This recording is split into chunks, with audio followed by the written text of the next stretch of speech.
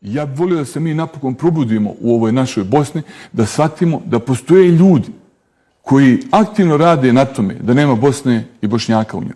Dakle, to je činjenica koja meni sve objašnjava. I to je još jedna opasna činjenica koja kaže da ako postoje takvi ljudi, onda mi u perspektivi možemo očekivati još razne vrste zlodjela, negacija, ponižavanja, dehumanizacija koje su postale dio njihove normalnosti. Koji su to ljudi? Jesu li to ljudi samo iz Bosne i Hercegovine ili... Dakle, ključna stvar ovoga što se dešava u Bosni dolazi iz Beograda. Dakle, bosansko-hercegovački Srbi ili Srbi iz Bosne su samo instrumentum beogradskog projekta Velike Srbije. Velika Srbija je u stvari jedan srednjovjekovni teritorijalni poduhvat da se osvoji što više teritorija susjednih država i da se te teritorije ugrunte u ono što se zove srpska zemlja ili srpske zemlje.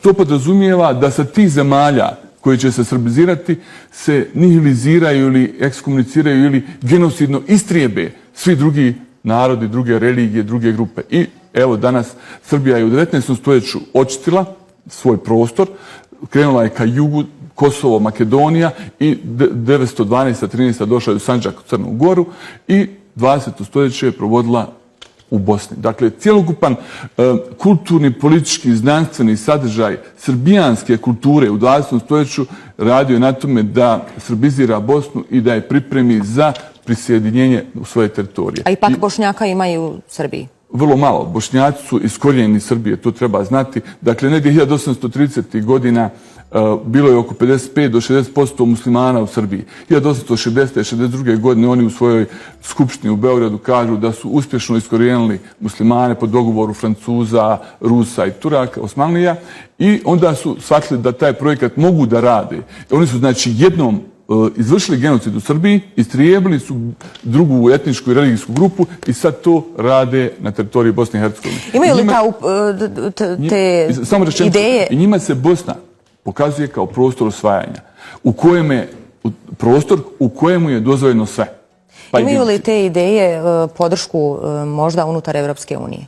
Spomenuli ste sad nekoliko zemalja, dakle, iz nekih prošlih vremena. Da li se nešto umeđu vremenu? Da, sjećamo se, mi se sjećamo, svjedoci smo izjava François Mitterranda, Johna Majora, Douglasa Herda, Malcolma Rifkinda, Rusa i tako dalje.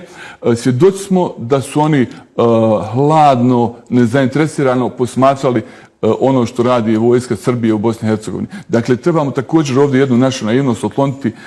U Bosni i Hercegovini je djelovala vojska Srbije, odnosno bivša JNA. To nije nikakva Karadžićeva vojska bosanskih Srba i tako dalje, jer je sve financiranje, logistika, naoružavanje i tako dalje dolazilo iz Srbije i Srbija je bila u stvari organizator, motivator i onaj koji je usmjeravao sve operacije. Ne zaboravimo da Francuska i Britanija ne primjećuju da Užički korpus upada u Višegrad, da Novosadski upada u Zvornik, u Bijeljnu i tako dalje.